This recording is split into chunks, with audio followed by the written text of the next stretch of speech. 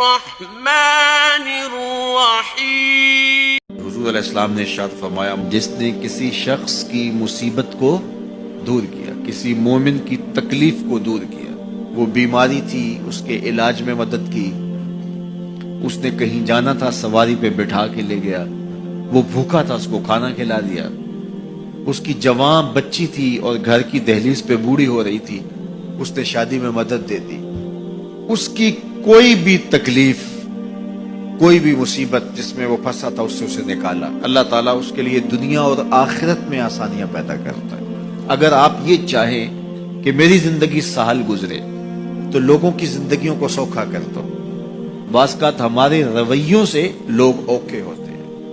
ایک بندہ مجھے کہنے لگا کہ بڑی پریشانیاں ہیں، تو میں نے کہا اللہ کی مخلوق کے لیے آسانیاں پیدا کرو۔ تو اس نے کہا میں تو کسی کو کوئی تکلیف نہیں دیتا۔ میں نے کہا کہ آپ کے گھر کے سامنے گلی کتنی چوڑی ہے؟ تو وہ کہنے لگا 12 فٹ کی گلی ہے۔ تو میں نے کہا کہ آپ نے جو تھڑا بنایا ہے وہ کتنا آپ نے بنایا؟ کہتا 3 سیڑھیاں۔ تو میں نے کہا کہ یہ اللہ کی مخلوق کو تکلیف نہیں ہے؟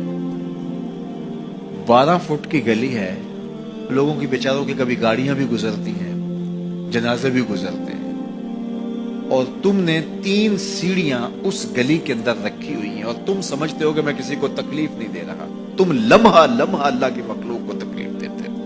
میں گزرا ایک گلی سے تو اچانک لائٹ چلی گئی تو میرا گھٹنا زور سے ٹکرایا تو زخمی ہوا۔ کتنے دن زخمی نہیں، پرانی بات ہے۔ تو وہ کسی نے اپنے گھر کے سامنے 3 فٹ اونچا گٹر بنایا ہوا تھا۔ 8-10 فٹ گلی ہے اور 2 فٹ کا گٹر اونچا بنایا ہے، اور گلی سے ہم جا رہے ہیں تو گھٹنا لگا اور زخمی ہوا۔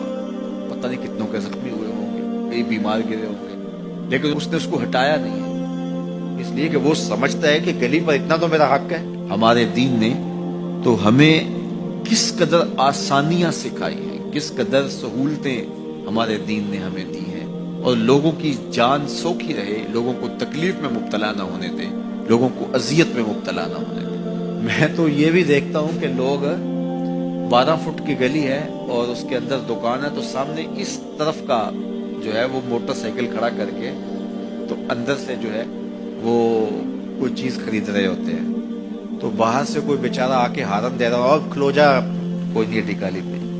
یعنی یہ بدتمیزی کی انتہا ہے، اور یہ ہمارے معاشرے کا المیہ ہے، لوگوں کے لیے اذیتیں پیدا کرنا، لوگوں کے لیے تکلیف پیدا کرنا، جبکہ ہمارے دین کی تعلیمات یہ ہیں کہ دوسروں کے لیے آسانیاں پیدا کرو، دوسروں کے لیے جو ہے وہ خیر پیدا کرو تو تمہارے لیے خیر پیدا ہو۔